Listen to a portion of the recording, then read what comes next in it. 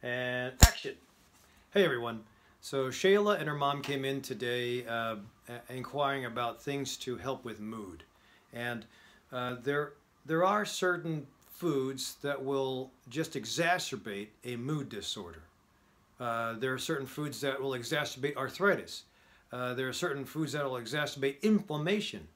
So in fact, Hannah and her mom also came in for a different problem, but we still are going to work on food first. I think before going to big expensive medicines, no matter who you are, it's always important to manifest the healthiest possible you, because I think every cell in your body has this way that it can fix itself and live till 103. But if we provide the basic building blocks, and that's usually anti-inflammatory diet, Mediterranean diet, whatever you choose, those are the more sustainable ones. Sometimes the short-term diets, the hybrid diets like the paleo, the GAPS, blood type diet, acid balance diet, Pritikin, Ornish, whatever you choose there, it has to be something that makes a difference with the way you feel. Has to be rewarding type of eating, because if you just eat nothing but prison food, unless you're in prison, that's going to be unsustainable. It's very rare that I can have somebody just last with eating bread and water. So it has to have its reward, but at the same time, you can't have something that gives you the wrong type of reward. My wife got these things at Fruitful Yield the other day, and I don't work for Fruitful Yield, but I love going shopping there, or Whole Foods, or sometimes Mariana's.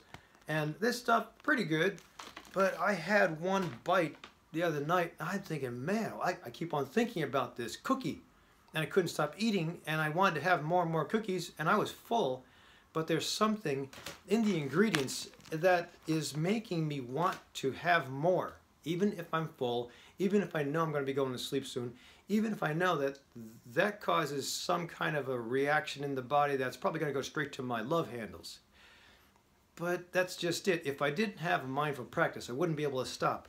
I've had these here all day. I'm filming this questions and answers at the end of the day. I could have eaten these all day, but I did a meditative practice and I haven't touched them. So the problem is those things, those foods, I work next to a Dunkin' Donuts and across the street from McDonald's, across the street from a Japanese food place.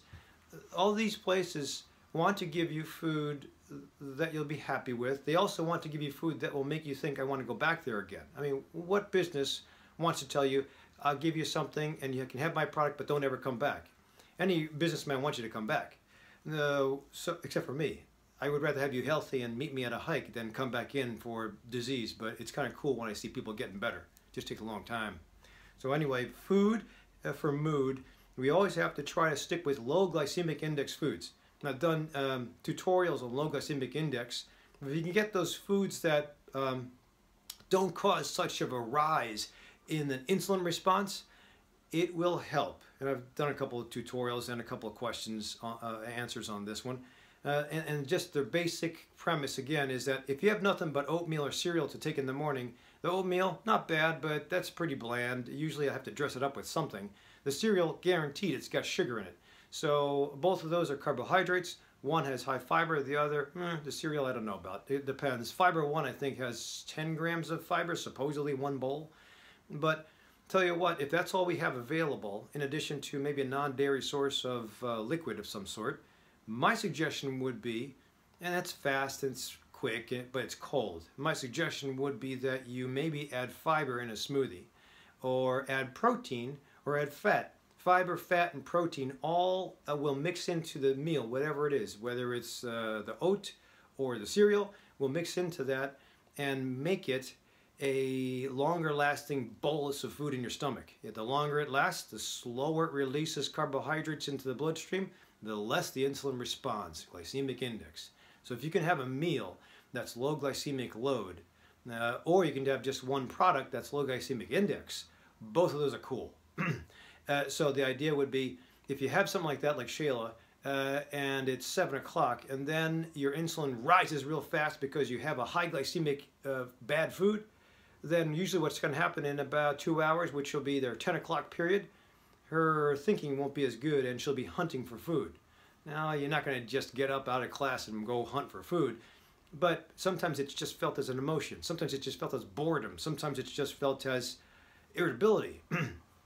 But if you carry that irritability for another 2 hours until lunch, then you're going to be going into lunch ravenous and attack everything and then want to have more. Even if you're full after a meal, you'll still want to have more. As evidenced by my response, I was full from my dinner, but I still wanted to have this and a couple more bites. Because there's a reaction the body has when you stimulate certain taste buds, and it gets past those blocks that you have in your body. Renin and leptin and stretching of the stomach give you feedback sensations to the brain to say stop. But when the chemical reaction, whether it's the feel of the food, the taste of the food, the lingering aftertaste of the food, the reaction of the carbohydrate load and or the umami sensation in here, that's another taste, it breaks past your blockade and it makes you want to go past the normal thinking to stop. So hara hachibu in Okinawan tradition usually says stop when you're 7/10 full. Well, foods that are, and not just this is actually not so bad, but I'm talking about processed, highly processed foods, junk food, candy, pastries, white stuff, all by itself, bad because it'll make you want to hunt. And if you aren't careful, even if you're tough as nails, a couple hours later, when comes mealtime, you will not be able to stop.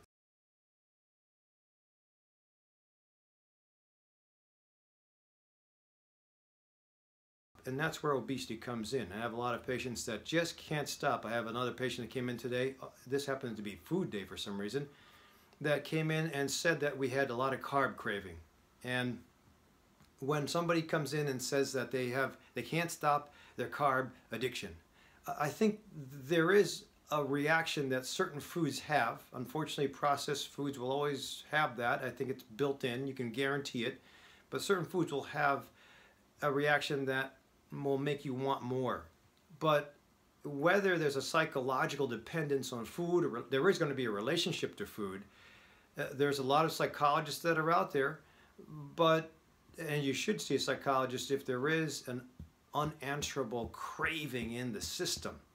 So I think more than the reaction, we kind of have a choice with where we get our food, what we eat, when we eat it, what we keep in our cupboards, what we keep in the fridge. So if you have a plethora of healthy food in front of you, then grabbing the bad stuff will be difficult. And you'll have the healthy stuff in you, and hopefully you'll be able to calm down, do mindful practice, eat mindfully, and not go for the crappy stuff that you're going to stuff away in the back of the fridge or in the hardest reaches part of the cupboard. The most important thing is, though, you have to have, again, a mindful practice. Now, versus this stuff, I mean, it's not too appetizing, but you can even go down the shelves, get beans, heat them up, fry them up, cook them in oil, fish, sardines, and I know they stink, but it's certainly kind of filling. So those are the things that give the brain the messages that it is happy.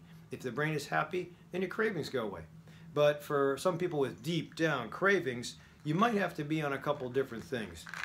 Kava kava is a great extract. It's a Polynesian herb. It can't take it for too long, but during the worst times of the year, especially holidays or challenging midterms or end of the year exams, you might want to do a kava kava, sometimes up to 3 times a day. Rhodiola and ashwagandha are adaptogens, and adaptogens work to also help, as I mentioned in an adrenal recharge video. These help to recharge the adrenals, but they also help to calm. 5-HTP also helps as a building block for serotonin. It also calms, especially if you're missing a lot of the good foods you're supposed to be having. Sometimes those substitutes in the form of pills can help you get past a certain point. And hopefully you can get off the pills and just maintain on a whole food, mostly plant-based diet, just like Michael Pollan has suggested in all his books. I know there are some of my guys who are steadfast in not taking any supplements. I think that's worthy, but as long as you're balanced. The problem is everybody else balanced around you? Is the family balanced? And if the family isn't balanced, they might need a little bit more of a kick than just gut toughness and relying on a whole food, mostly plant-based diet. For those of you who don't take a whole food, mostly plant-based diet, or you're trying to figure out what kind of foods to eat, that you can do paleo or GAPS, Atkins, Pritikin, Ornish, pH diet by DiMatteo, acid-base diet, but macrobiotic diet. I go old school, and sometimes the old tradition of Ayurveda, this is from when I studied at the Chopra Center, will give you different ideas, kind of a cheat sheet on what to do with the three different types of folks. Is either, in a nutshell, either you're anxious, you're depressed, or you're angry. Now those are the imbalances. And there's more to Ayurveda than that. But this is pretty cool because it gives you a snapshot of different foods that are helpful for the Vata, that's the anxious person that's out of balance, the Pitta, that's the angry person that's kind of out of balance, and then the Kapha, that's the more depressed person that's out of balance. And no question, when those folks are in balance, they run companies, they raise families, they work as our armed forces, they become presidents of the United States. So when they're in balance, but it's very easy for a person, and you might be a little bit of both or a little bit of all three. Sometimes when you're out of balance, you need to use food first. You need to use activity.